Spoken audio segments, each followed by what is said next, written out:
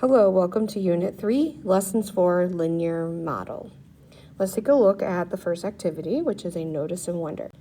So take a look at this graph and jot down some things you may notice and wonder.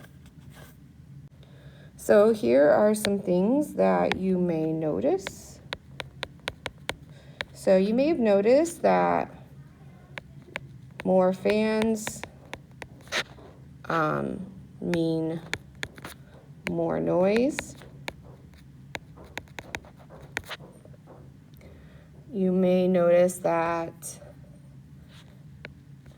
at around 65,000 fans, there were 3 different noise levels.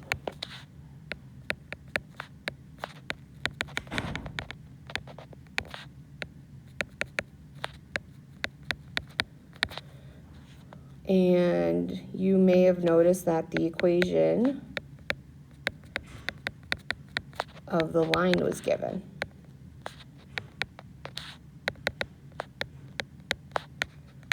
Right, we can see that over here. Some things that you may wonder. You may wonder, where's the origin?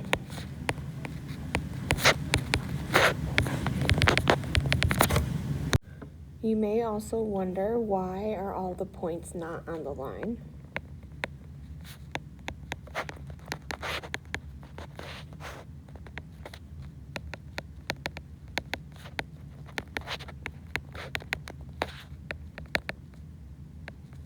And what can we do with this?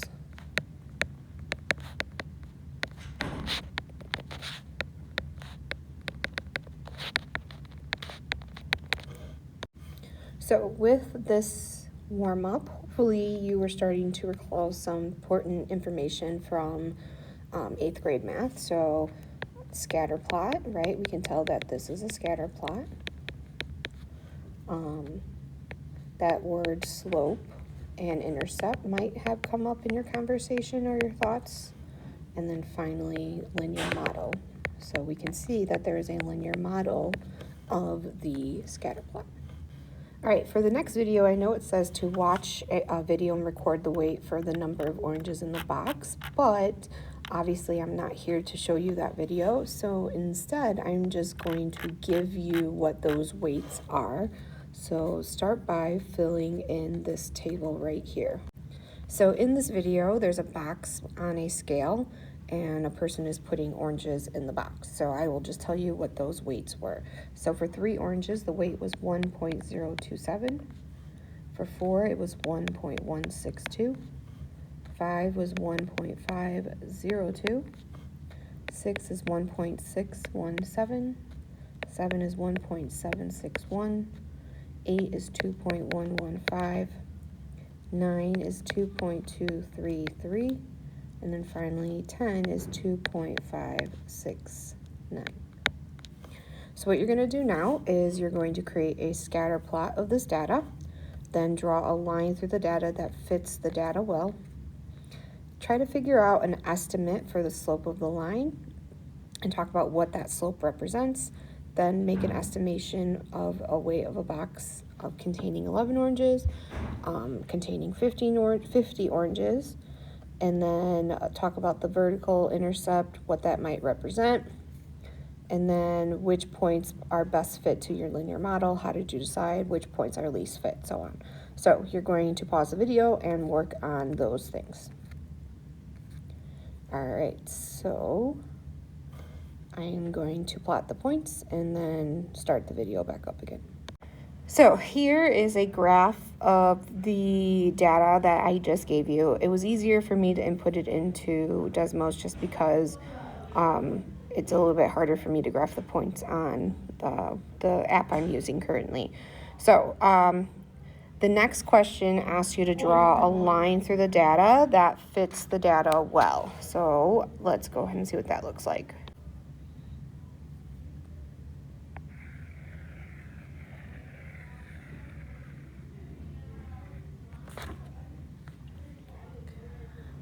So that looks like it would be a good representation of the line. Now your line might be a little different from you.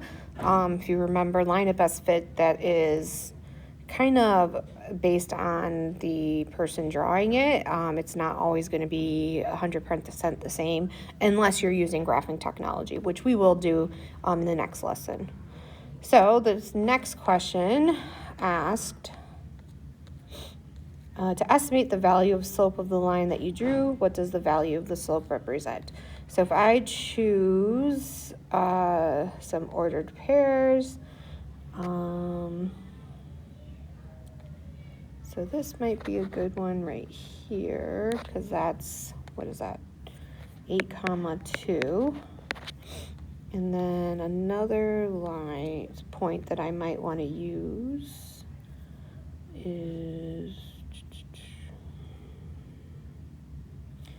this looks like might be a good halfway point.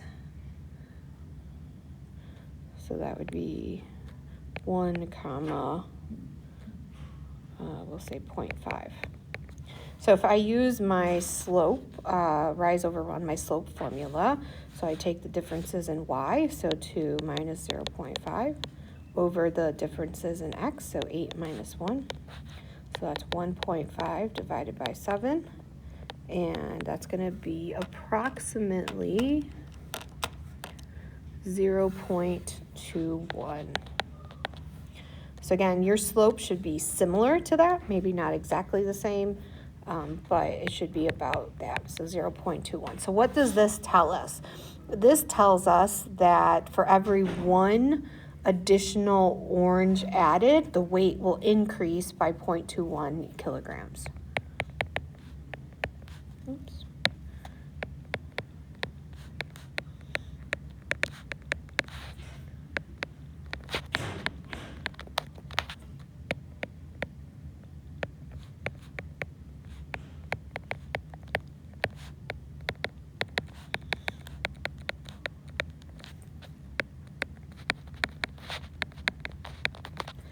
Estimate the weight of the box containing 11 oranges.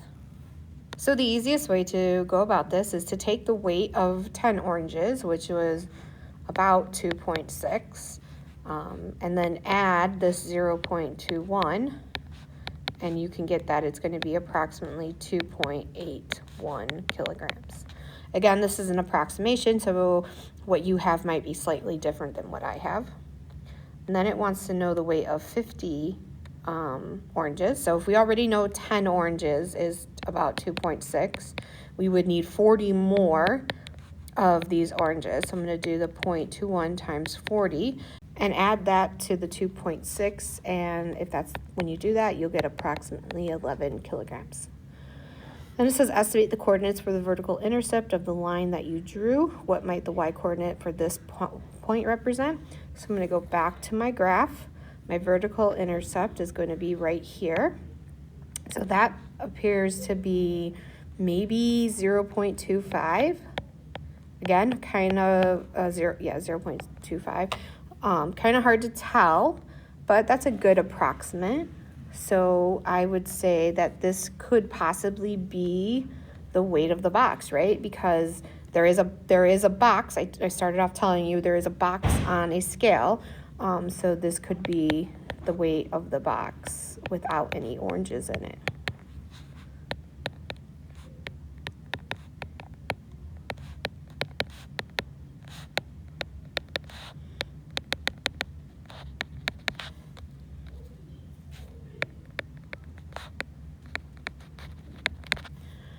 Okay, which points are best fit by your linear model? How did you decide? So going back up to my graph, I am gonna erase this. So looking at my graph, the lines, the points that are the closest to the line seems to be this point right here and probably then these 2 points right here. In reality, what you want to do is that you want to make sure that the points that are closest to the line of best fit are going to be the most, the best fit for the model. So the points closest.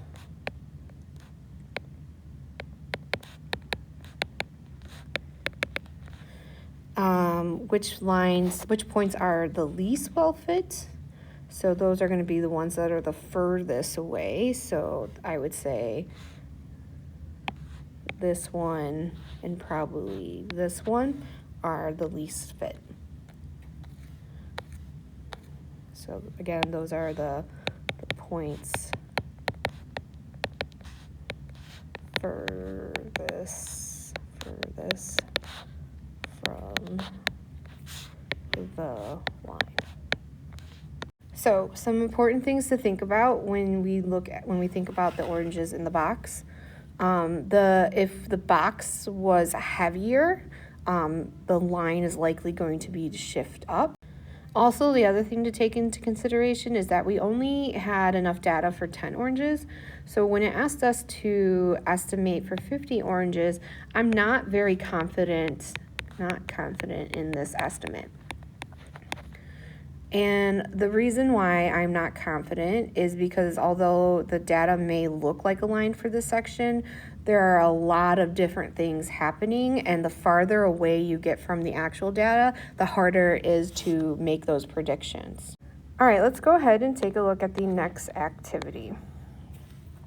So for this activity, you are given a scatter plot that shows the sales price of several food items, Y, and the cost of ingredients used to produce those items, X, as well as a line that models the data.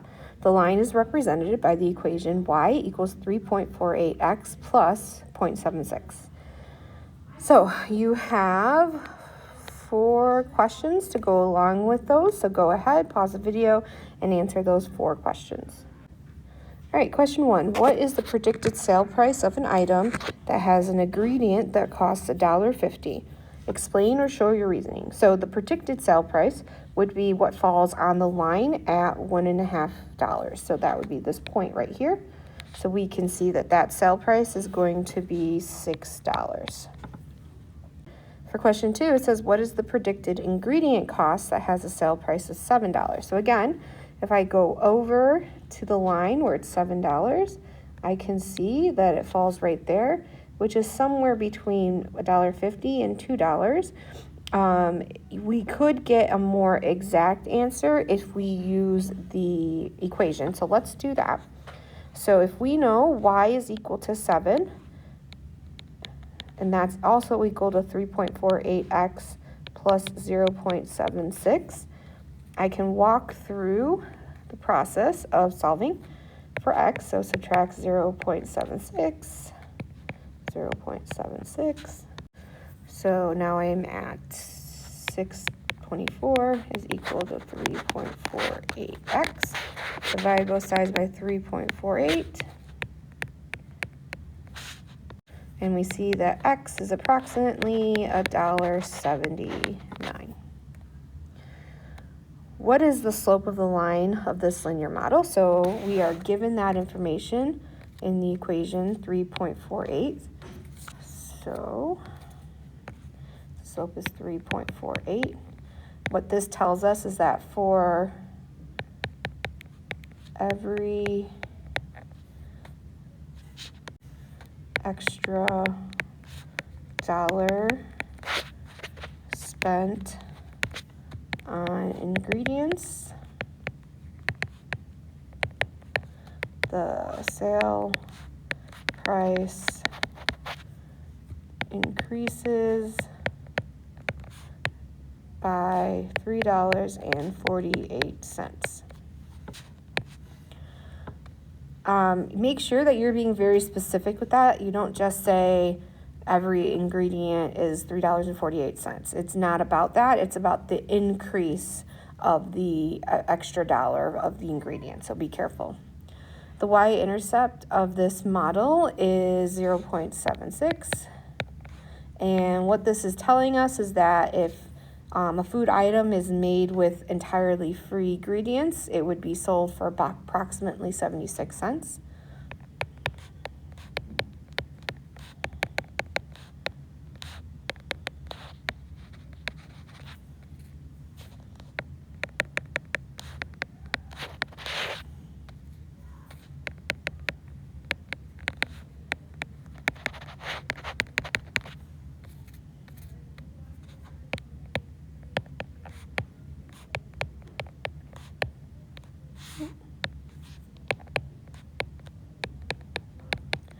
And then the next part asks, does this make sense? And really your response depends on how you think about it. We could say that it does make sense because restaurants are looking to make money. So even if they get free ingredients, they're still going to charge people to eat at their restaurant. And you could also say that it doesn't make sense because if you're not paying for the ingredients, why should it cost anything for the customer? So really, you could have had either response for that. So the key thing for this problem is understanding when is it best to use the graph and when is it better to use the linear equation. And really both of them are good strategies, but I would probably start with the graph, and if it's a very obvious point like it did for question 1, then yeah, stick with the graph. But for question 2, it wasn't as obvious, so to make a better prediction, I'm going to use the equation. Using the equation will typically give you a more accurate prediction than if you were to just look at the graph, so keep that in mind. All right, let's take a look at the last activity. So here you are given several scatter plots. What you need to do is use the horizontal axis and the vertical axis, interpret the slope of each linear model in the situation shown in the scatter plots. And then B, if the linear relationships continue to hold for each situation, interpret what the y-intercept of each linear model in the situation is going to be. So tell me what the slope means in these situations and tell me what the y-intercepts would mean in this situation is what it comes down to. All right, so what I'm going to do is I'm going to do the slope and y-intercept for each one. So y equals negative 9.25x plus 400. My x-axis is age. My y-axis is reaction time. So this tells me that for every, so let's do slope first. For every increase in age for 1 year, the reaction time decreases by 9.25 milliseconds. Again, please make sure that you're being very specific with this. In this case, the y-intercept is telling us that when someone is 0 years old, the reaction time would be 400 milliseconds. So the reaction time for a newborn is 400 milliseconds. All right, let's look at number 2. Okay, number 2, this time we're looking at number of bananas and the price in dollars. So for my slope, for every 1 banana, the price increases by 44 cents. And my y-intercept, this is telling us the price for no bananas is 4 cents. Oops.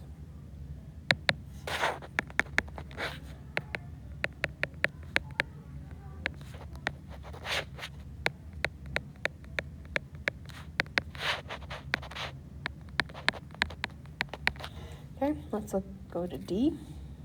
So this time we're talking about temperature versus volume. So this one, slope is telling us as the temperature increases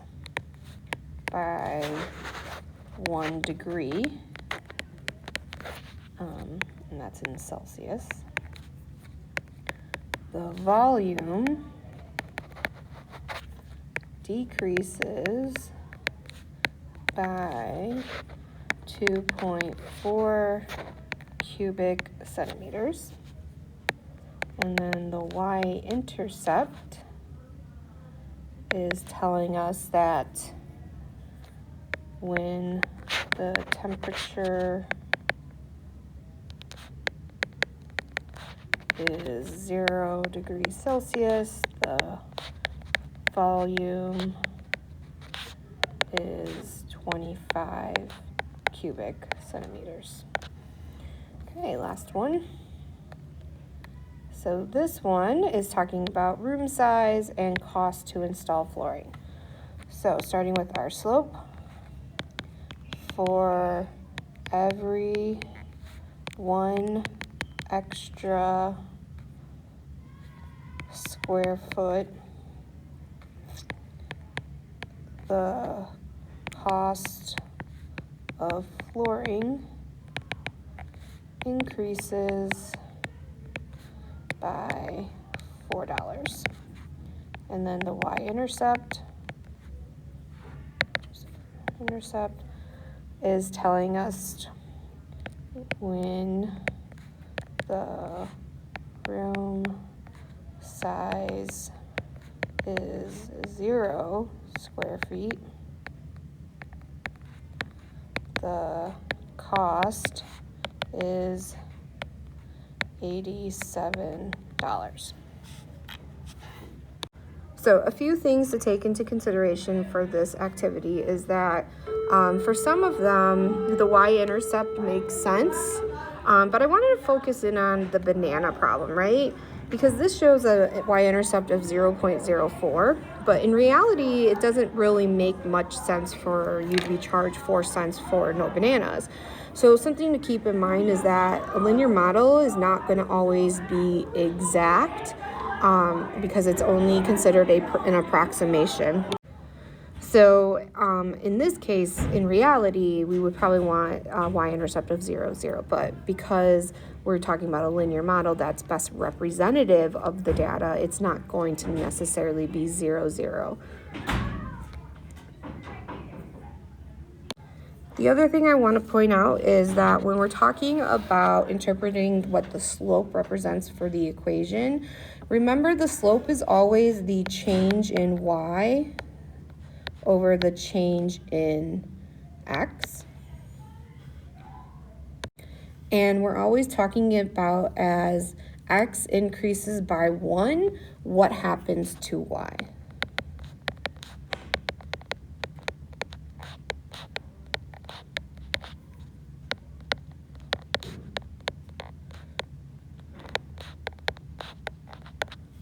Also remember that you need to use words that indicate if the slope is negative or positive. So in my case, I was using the words increases or decreases to indicate if it was a positive or a negative slope.